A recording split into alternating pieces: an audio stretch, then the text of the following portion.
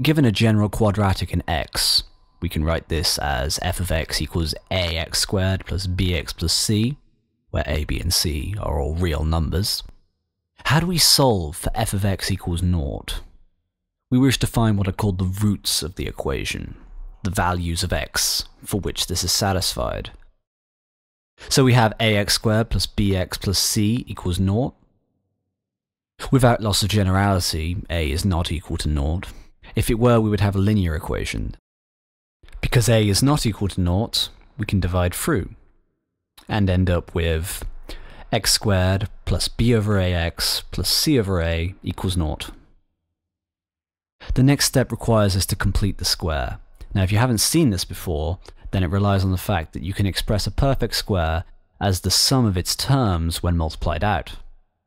In our case, we want to look at x plus b over 2a squared, which when we multiply it out becomes x squared plus b over ax plus b squared over 4a squared.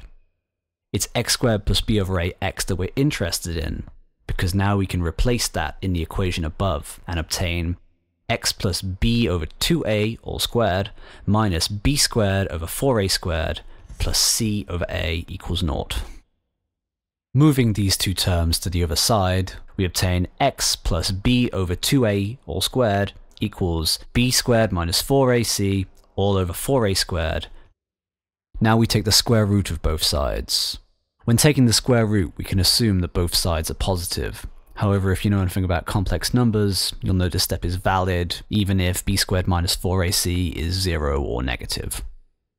After taking the square root, we have x plus b over 2a equals the plus or minus square root of b squared minus 4ac all over 2a. Now if we take b over 2a to the other side, and noting that they have the same denominator, we obtain the quadratic equation, namely x equals minus b plus or minus the square root of b squared minus 4ac all over 2a. Define the discriminant delta as b squared minus 4ac. You'll recognize this is what's inside the square root in our quadratic equation. In the following diagrams, I will assume that a is greater than 0. If delta equals 0, the plus or minus square root of delta has no contribution to the root, and so we only have one solution, x equals minus b over 2a. And so we conclude our parabola given by f of x touches the x-axis at one point only. And in this case, f of x can be written as x minus alpha squared, where alpha is the root as given by the quadratic equation. If delta is greater than 0, then the square root of delta is a real number, and so we obtain two real roots for x. We conclude that the parabola must cross the x-axis at 2 points, and so looks like this. And in this case, f of x can be written as x minus alpha multiplied by x minus beta, where alpha and beta are the two real roots as given by the quadratic equation. However, if delta is less than 0, then the square root of delta introduces complex numbers into the equation, and we no longer have real roots for x, but in fact we get a complex conjugate pair of solutions. And so the quadratic must lie wholly above the x-axis.